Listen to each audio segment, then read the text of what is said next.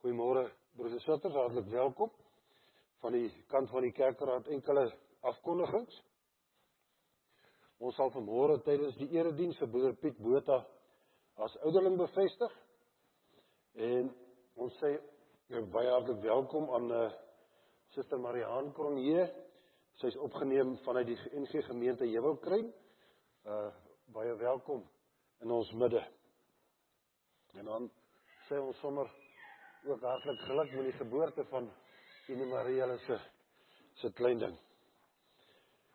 En dan senior lidmate wat hierdie week verjaar, Suster Alta van der Berg verjaar vandag, Suster Minnie van der Walt verjaar Woensdag en Suster Sandra van der Walt verjaar Vrydag. Ons sê vir hulle baie hartlik geluk met hulle verjaarsdag.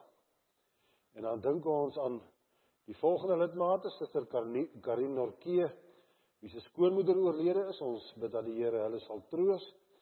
Ons dink aan Suster Sanet Lombard, wat in die hospitaal is, en ook so Suster Trida Klopper, was weer in die hospitaal. Ons vertrou dat hulle gou beter sal wees. Dus is dit terwyl ons so sit, kom ons sing Skrifbreiding 2:4, ons sing die eerste en die derde vers.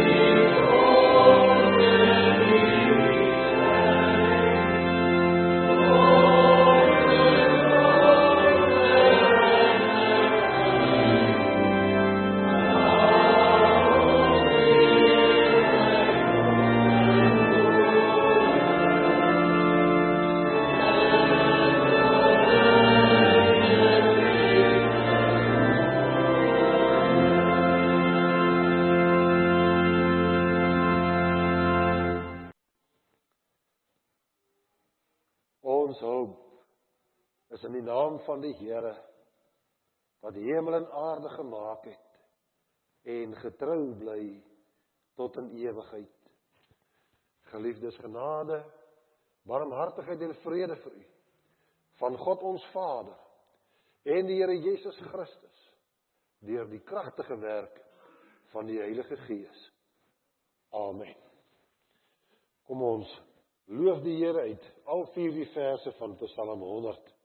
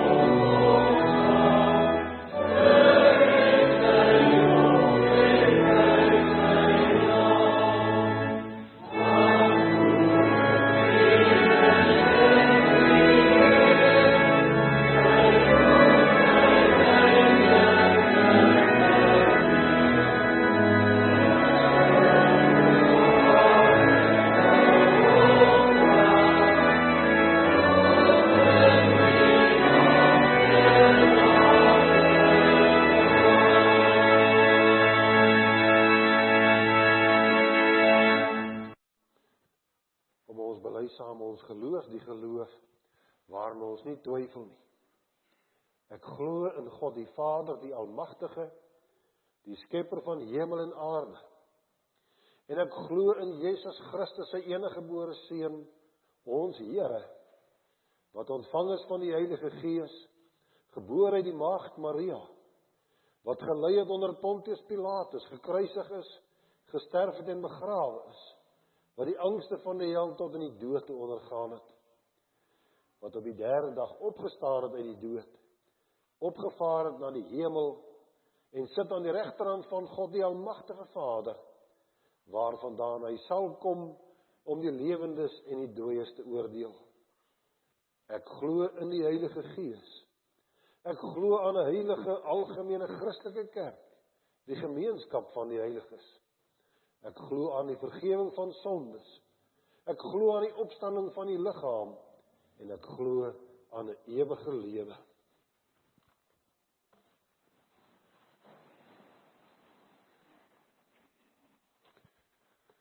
Na die wet van die Here, broers en susters, antwoord ons uit die laaste 2 verse van Psalm 119, vers 62 en vers 63. En kom ons luister na die Here se wet, met die gesindheid dat ons ons lewens daarvolgens wil inrig, omdat ons dankbaar is om kinders van God te wees. En ons luister daarna soos ons dit het in Eksodus hoofstuk 20. Toe het God al hierdie gebooie aangekondig. Ek is die Here, jou God, wat jou uit Egipte, uit die plek van slawerny, bevry het. Jy moet my lief hê, deur geen ander gode naas my te hê nie. Jy moet my lief hê, deur nie vir jou 'n beeld of enige afbeelding te maak, van wat in die hemel daarbo, of op die aarde hieronder, of in die water onder die aarde is nie. Jy mag hulle nie vereer of dien nie, want ek, die Here jou God, eis onverdeelde trou aan my. Ek reken kinders die sondes van hulle vaders toe, selfs tot in die 3de en 4de geslag van die wat my haat. Maar ek betoon my liefde tot in die 1000ste geslag van die wat my liefhet en my gebooie gehoorsaam. Jy moet die Here jou God lief hê, deur sy naam nie te misbruik nie. Want die Here sal die een wat sy naam misbruik, nie ongestraf laat bly nie. Jy moet die Here jou God lief hê, deur die Sabbatdag heilig te hou. 6 dae moet jy werk en alles doen wat jy moet. Maar die 7de dag is die Sabbat van die Here jou God. Dan mag jy geen werk doen nie. Nie jy of jou seun of jou dogter, of die man of vrou wat vir jou werk, of enige dier van jou, of die vreemdeling by jou nie. Die Here het in 6 dae die hemel en alles daarin gemaak, die aarde en alles daarop, die see en alles daarin. Op die 7de dag het hy gerus, en daarom het die Here dit as gereelde rusdag ingestel, en dit geheilig. Jy moet jou naaste lief hê, deur jou vader en jou moeder te eer, dan sal jy lank bly woon, in die land wat die Here jou God vir jou gee. Jy moet jou naaste lief hê, deur nie moord te pleeg nie. Jy moet jou naaste lief hê, deur nie egbreek te pleeg nie. Jy moet jou naaste lief hê, deur nie te steel nie. Jy moet jou naaste lief hê, deur nie valse getuienis teen hom of haar te gee nie. En jy moet jou naaste lief hê, deur nie sy huis te begeer nie. Jy mag ook nie sy vrou begeer nie, of 'n slaaf of slaafin, 'n bees of 'n donkie, of enigiets anders wat aan hom behoort nie.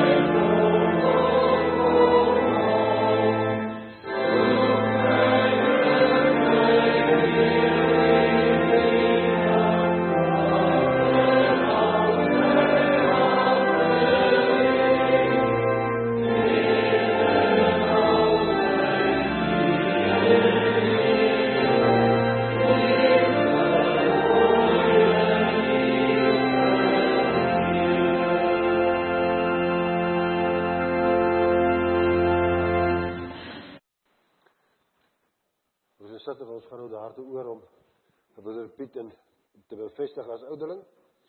En ons vra dat broeder Piet net daar vore sal kom, asseblief.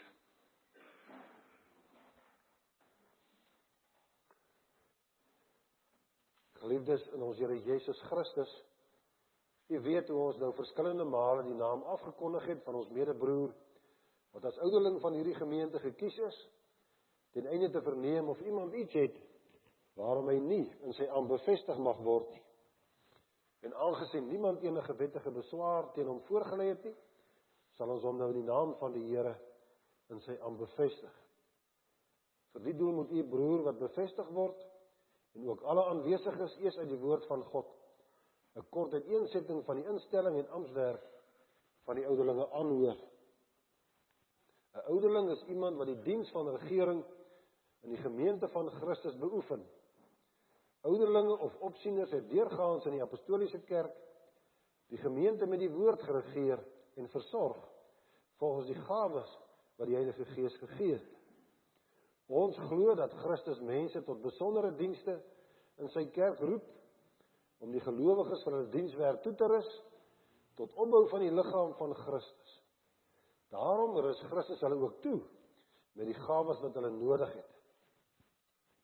As ouderling, geliefde broer, word u geroep om die gemeente te regeer en te versorg. Hierdie diens word nie net aan een of twee toevertrou nie, maar aan al die ouderlinge saam, wat onder leiding van en saam met die bedienaar van die woord, die kerkraad vorm. Om hierdie diens behoorlik te kan uitoefen, is dit nodig dat die ouderlinge die woord van God deeglik ondersoek en hulle in die rykdom van die evangelie verdiep. Die opdrag as ouderling is dus die volgende: u moet toesien dat alles in die kerk behoorlik volgens goeie orde plaasvind, dat die woord en sakramente gereeld en suiwer bedien word, en dat die sakramente heilig gehou word. U moet daarop let dat die bedienaar van die woord, die ouderling en die diakens, getrou en deeglik hulle goddelike opdragte uitvoer, en u moet die bedienaar van die woord met goeie raad bystaan. U moet sorgvuldig let op die leer en lewe van elke lidmaat, en alle Christene met raad en troos ondersteun. Teen die lidmate wat hulle nie bekeer nie, en in hulle sondes voortlewe, moet met die kerklike vermaning en tug opgetree word, en die wat berou het, moet weer in die gemeenskap van die kerk ontvang word. U moet veral oor die leer en wandel van bedienaars van die woord toesig hou, sodat alles tot opbou van die kerk mag strek, en geen vreemde leer voorgedra word nie. U moet ook die afvalliges en heidene tot bekering en geloof in Jesus Christus roep, want so vergader Christus sy kerk. U het gehoor wat die opdrag is. Ons vra u nou om opreg op die volgende vrae te antwoord. Is u in die hart daarvan oortuig dat u wettig deur die gemeente van God en daarom deur God self tot hierdie heilige diens geroep is? Glo u dat die Heilige Skrif die woord van God is en dat dit die volmaakte leer van die saligheid bevat, en verwerp u alle leringe wat daarmee in stryd is? Beloof u om u goddelike opdrag getrou en met ywer in ooreenstemming met hierdie leer uit te voer en volgens hierdie leer te lewe? Beloof u om aan die kerklike vermaning en tug te onderwerp as u miskien in leer of lewe afwyk? Broeder Piet, wat is hier op jou antwoord? Mag die alvermoënde God en Vader u sy genade skenk om in hierdie diens getrou en vrugbaar werksaam te wees. Wees dan ouderlinge, ywerig in die regering van die gemeente. Wees soos wagters oor die huis van God. Vermaan en vertroos elkeen na sy behoefte. Gee daarop ag dat die leer suiwer gehou word en dat die gemeente vroom lewe. Wees getrou in die diens en wees goeie voorgangers vir die hele gemeente.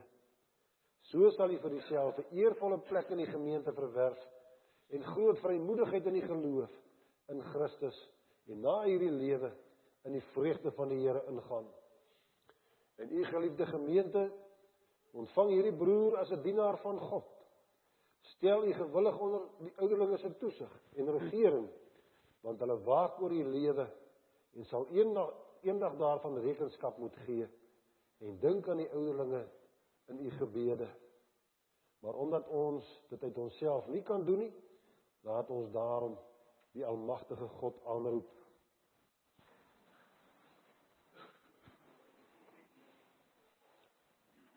Ons Vader in die hemel, ons dank U dat U hierdie broer deur die Gees gelei het om die roeping op te volg.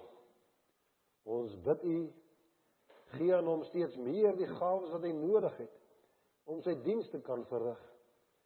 Skenk aan hom wysheid, skranderheid, onderskeidingsvermoë en liefde. En verleen hom die genade om getrou in die diens te volhard en nie deur teleurstelling, moeite, verdriet of vervolging van die wêreld te verslap nie. En seën, Here, die gemeente waaroor U hom gestel het. Maak elkeen gewillig om hom aan die vermaninge van die ouderlinge te onderwerp, omdat ons hulle eer ter wille van hulle roeping. Laat so U heilige naam geëer word en die ryk van U Seun Jesus Christus kom. Verhoor ons, o Vader, deur U geliefde Seun. Amen. Kom ons sing, broers en susters, op ons repeat toe die seënbede van Psalm 134.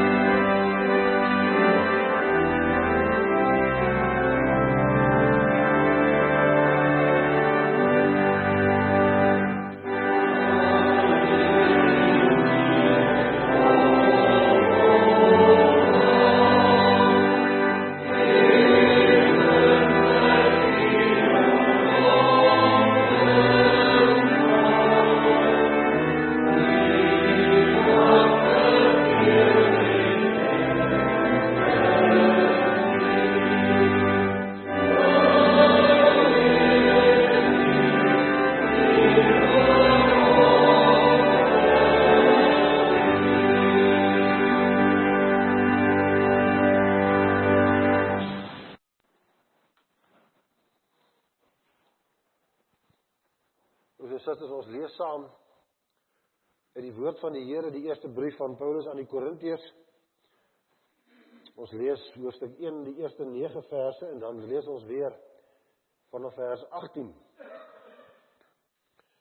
Van Paulus, wat deur die wil van God geroep is, om 'n apostel van Christus Jesus te wees, en van die broer Sostenus, aan die gemeente van God in Korinte, wat hy vir hom in Christus Jesus afgesonder en geroep het, om aan hom te behoort, en verder aan almal waar hulle ook al mag wees, wat die naam aanroep van Jesus Christus, hulle Here en ons Here. Genade en vrede vir julle, van God ons Vader, en die Here Jesus Christus. Ek dank my God altyd oor julle, vir die genade wat hy in Christus Jesus aan julle geskenk het, want in Christus Jesus, want in hom het God julle in alles ryklik geseën, veral in die gawes van woord en kennis. Die boodskap van Christus is onder julle so goed gevestig, dat dit julle nie aan 'n enkele genadegawe ontbreek nie. Julle bly ook vol verwagting uitsien na die verskyning van ons Here Jesus Christus. Dit is hy wat julle ook eintyd sal laat vasstaan, sodat daar geen aanklag teen julle sal wees op die dag dat ons Here Jesus Christus kom nie. God is getrou. Hy wat julle geroep het om verenig te lewe met sy Seun Jesus Christus, ons Here. En dan lees ons by vers 18. Die boodskap van die kruis van Christus is wel onsin vir die wat verlore gaan, maar vir ons wat gered word, is dit die krag van God. Daar staan tog geskrywe, die wysheid van die wyses sal ek vernietig, en die geleerdheid van die geleerdes sal ek tot niet maak. Waar is die wysgeer van hierdie wêreld nou? Waar die skrifgeleerde? Waar die slim woordvoerder? Het God nie die wysheid van die wêreld tot onsin gemaak nie? Dit was die bedoeling van God, in sy wysheid, dat die wêreld nie deur geleerdheid tot kennis van God sou kom nie. Daarom het God in sy goedheid besluit om deur die prediking wat vir die wêreld onsin is, die te red wat glo. Die Jode vra wondertekens en die Grieke soek wysheid, maar ons verkondig Christus wat gekruisig is. Vir die Jode is dit 'n aanstoot en vir die ander is dit onsin. Maar vir die wat deur God geroep is, Jode sowel as Grieke, is Christus die krag van God en die wysheid van God. Wat vir die wêreld die onsin van God is groter wysheid as die wysheid van mense. En wat vir die wêreld die swakheid van God is groter krag as die krag van mense. Dink maar net, broers, aan wat julle was toe julle geroep is. Volgens die opvatting van mense was daar nie baie geleerdes of baie invloedrykes of baie mense van aansien onder julle nie. En tog, wat vir die wêreld onsin is, het God uitgekies om die geleerdes te beskaam. Wat vir die wêreld swak is, het God uitgekies om die sterkes te beskaam. En wat vir die wêreld sonder aansien of betekenis is, ja, wat niks is nie, het God uitgekies om wat iets is tot niet te maak. Voor God het geen mens dus iets om op te roem nie. Aan God is dit te danke dat julle met Christus Jesus verenig is. Hy het vir ons geword die wysheid wat van God kom, die vryspraak, die heiliging en die verlossing. Daarom soos daar geskrywe staan, die wat wil roem, moet in die Here roem. Die kernvers, broers en susters, is vers 18, waar Paulus sê, die boodskap van die kruis van Christus is wel onsin vir die wat verlore gaan, maar vir ons wat gered word, is dit die krag van God.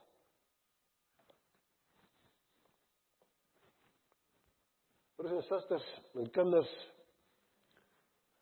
ons Here Jesus Christus is absoluut uniek en uitsonderlik. Wat kan ons meer sê as dit wat Paulus hier sê? Wat as ons bietjie dink? Geen mens op hierdie aarde se woorde is al so dikwels vertaal, so baie aangehaal, so wyd versprei, soos die woorde van ons Here Jesus. En tog het ons Here Jesus nooit 'n woord geskryf nie. Ons weet van net een keer dat hy wel geskryf het, toe hy met sy vinger in die sand geskryf het. Toe hy die vrou wat op oorspel betrap is, laat weggaan het. En as hy daar in die sand geskryf het, as dit woorde was, dan sou die wind dit daar dieselfde dag nog toegewaai het. Ons Here Jesus het nie 'n dag se skoolopleiding of universiteitsopleiding gehad nie. Hy sou as jong seun waarskynlik, weet ons, saam met sy maats in die sinagoge in Nasaret sou hy die moeilike letters van die Hebreëse alfabet geleer het. En hy sou geleer het, soos dit hulle gewoonte was, om dele uit die Ou Testament voor te dra. En tog strek sy invloed en sy wysheid verder en dieper as al die groot geleerdes wat hierdie wêreld opgelewer het. Sy bedieningstyd was maar 3 jaar op hierdie aarde.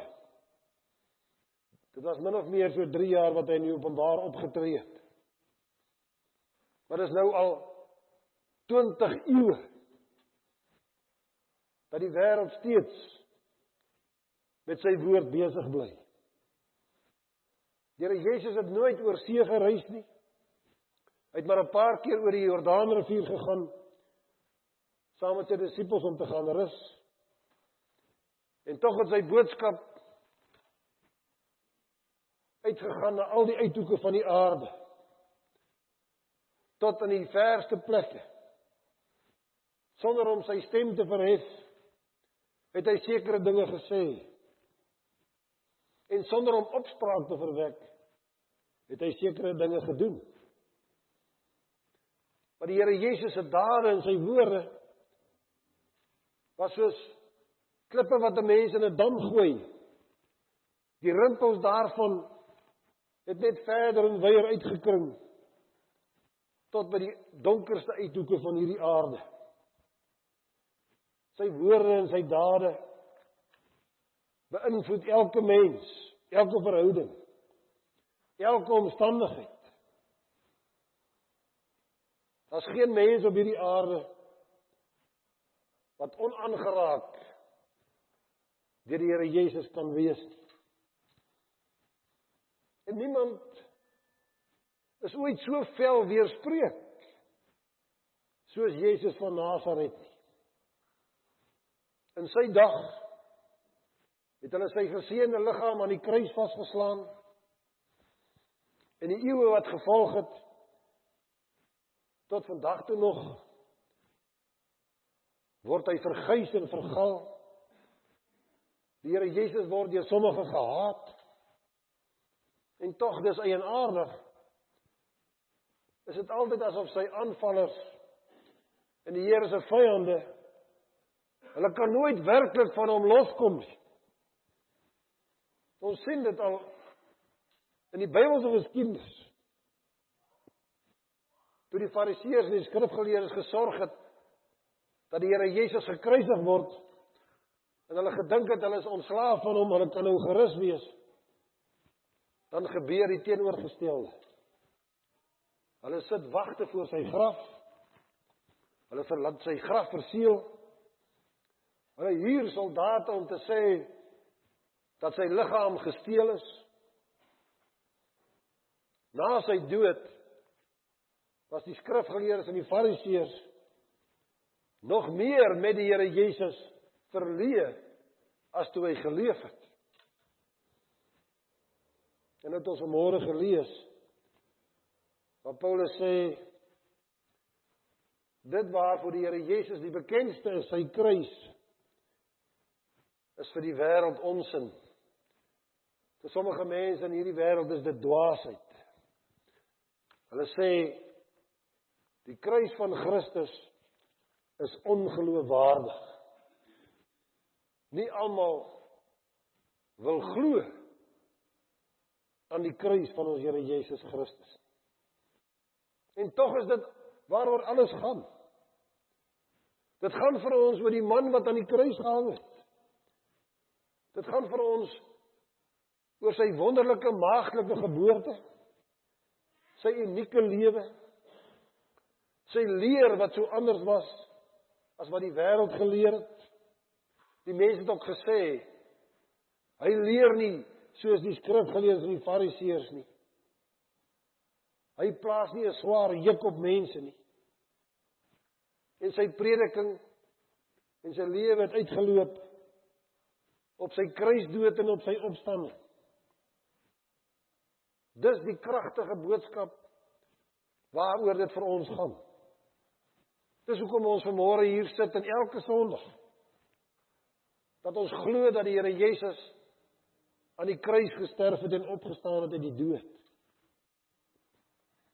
En vandag is dit nog steeds soos in Paulus se tyd.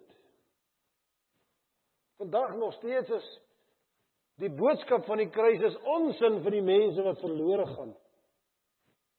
Terwyl vir ons wat gered word, is dit die krag van God. Die Grieke in Paulus se tyd, hulle kon nie vat kry aan die idee dat Christus se kruis jou kon red nie. En al boodskap wat Paulus vir hulle het, is die boodskap van die kruis. En vir die Jode, sê Paulus, hulle wou 'n militêre leier hê, 'n tweede koning Dawid, wat hulle sou bevry van die oorheersing van die Romeine. Vir die Jode, hulle wil nie hoor dat die kruis van Christus jou kan red nie.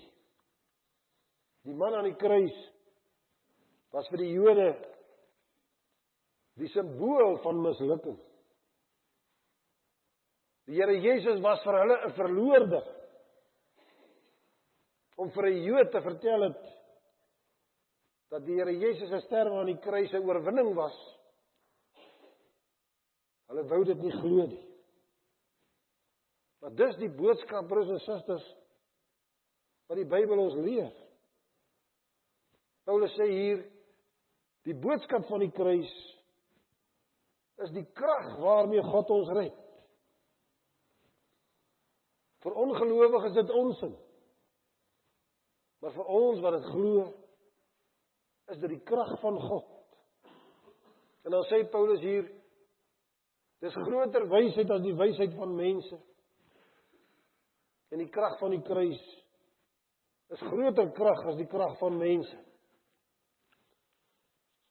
En dan moet 'n mens telkens weer vir jouself die vraag vra, is die kruis van Christus nog steeds in my lewe die krag waarmee God in my lewe werk?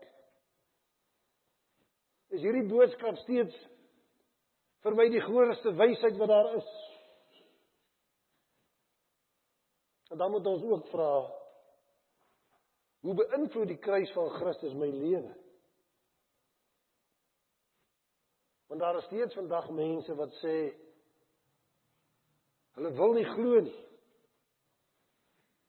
Die moderne mens sê, word so ryk as wat jy kan, styg so hoog as moontlik uit in hierdie samelewing, al trap jy op ander mense rondom jou. Maar die boodskap van Christus sê, broers en susters, skatte in die hemel is belangriker. Maak vir jou 'n skat in die hemel bymekaar. So die Here Jesus gesê, daar waar mot en roes dit nie kan verniel nie. Die boodskap wat Christus gee, is 'n hemelse skat. Dis nie skatte wat op die aandelebeurs genoteer is nie.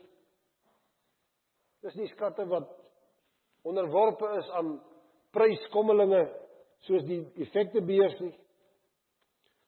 Dit is blywend. Dit het ewigheidswaarde. Ons skat in die hemel is inderdaad van onskatbare waarde. En wat is die hemelse skatte waarvan ons Here Jesus praat? Dis die beoefening van die liefde. Dis die offergawe van jouself. Dis om jou brood op die water te gooi. Dis om 'n pad van versoening te loop met almal rondom jou. Dis 'n uitreik na die naaste ter wille van die naaste. Dis 'n saamloop met die man van smarte, Jesus van Nasaret. In hierdie wêreld hoor 'n mens dikwels menslike wysheid sê, ek en my ego is die belangrikste. Mens sien ook op sosiale media hoeveel volgelinge probeer mense vir hulle self bymekaar maak. Terwyl ons vir mekaar moet sê, maar ons volg die Here Jesus Christus. Want sy boodskap sê, kruisig jouself, wees bereid om die minste te wees. As mense sê, ek laat nie op my trap nie, dan sê die Here Jesus, as iemand jou op die regterwang slaan, moet jy ook die ander wang draai. En net so vir die interessantheid, broers en susters, ons weet almal, om in die gesig geklap te word, is al reeds 'n geweldige vernedering. Dit is seker een van die grootste vernederings wat 'n mens kan oorkom. En nou praat die Here van op die regterwang geklap word. Ons weet almal, die meeste mense is regs. En as 'n mens iemand klap, dan klap 'n mens hom op die linkerwang. Omdat die meeste mense regs is. Maar om iemand op die regterwang te klap, beteken dat jy hom met die rugkant van jou hand klap. Wat nog 'n groter belediging is.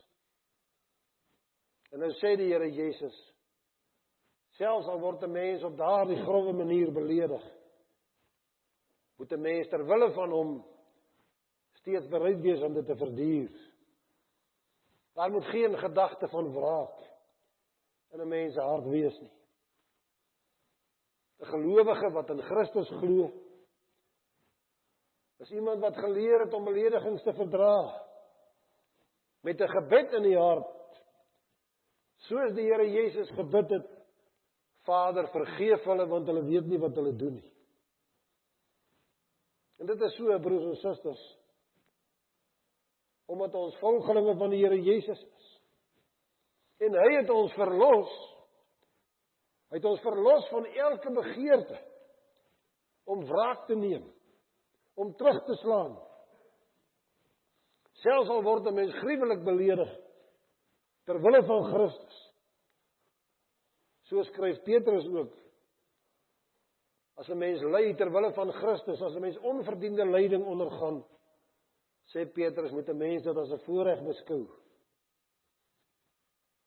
Want ons kan sê, soos Paulus aan die Galasiërs skryf, dis nie meer ek wat leef nie, maar dis Christus wat in my leef. Ek is duur gekoop met sy bloed, en daarom loop ek in sy voetspore, waar hy my herder is. En dis waaroor dit gaan, broers en susters. Aan die kruis het die Here Jesus vir ons sondes betaal. Toe hy gesê het aan die kruis, dit is volbring, het hy daarmee gesê, ons skuld is ten volle betaal. En dit is die wysheid van God, wat ons elke dag mag oordink. Dit is die sin in die onsin van die kruis. Dit is die wysheid van die oënskynlike dwaasheid. Die kruis van Christus, broers en susters, gee sin aan ons lewe. En dit roep ons om onsself te verloon. Amen. Kom ons dank saam.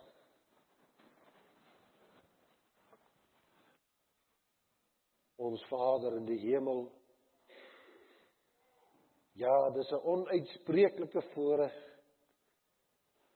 dat ons U kinders mag wees. U het ons gekoop, nie met goud of silwer nie, maar met die kosbare bloed van ons Here Jesus Christus. En U gee vir ons U Gees, om ons in die waarheid te lei. En daarvoor dank ons U. En ons dank U, o Vader, dat U vir ons die sekerheid gee, dat U ons bewaar, dat U met ons op pad is. En niemand kan die boodskap van die evangelie uit ons hart uit wegneem nie. Want U skryf die evangelie op die tafel van ons harte. En U het ons beseël met U Gees as U kinders. Vader, ons bid U, gee vir ons die gesindheid van ons Here Jesus Christus. Gee dat ons nederig sal wees. Ja, bewaar ons van verwaandheid. Bewaar ons van eie geregtigheid. Maar gee dat ons altyd deur U wil en U koninkryk sal soek. En versorg ons met alles wat ons nodig het. En Vader, ons in besonder dink ons in hierdie dae aan die onrus wat moontlik in ons land kan broei in hierdie dae. Dit is maar U alleen wat in beheer is. En ons bid U, o Vader, dat U die mense se gemoedere sal kalmeer. Dat daar nie meer bloedvergieting sal wees nie.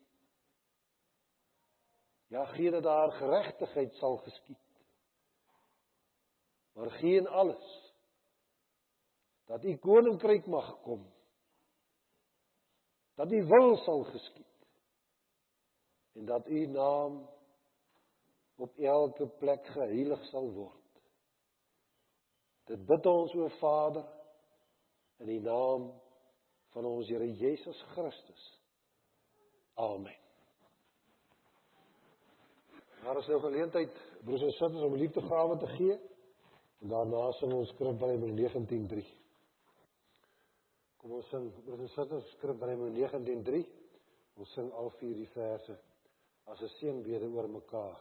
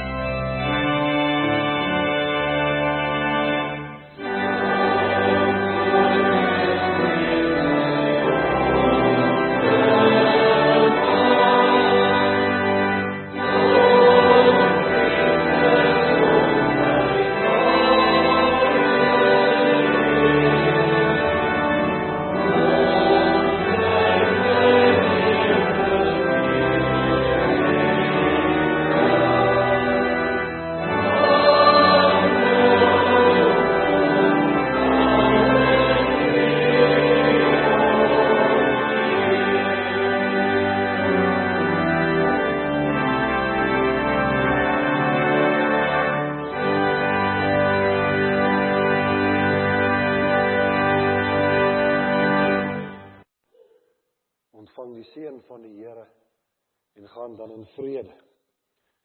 Die genade van ons Here Jesus Christus en die liefde van God ons Vader en die troostvolle teenwoordigheid van die Heilige Gees sal met u elkeen wees en bly.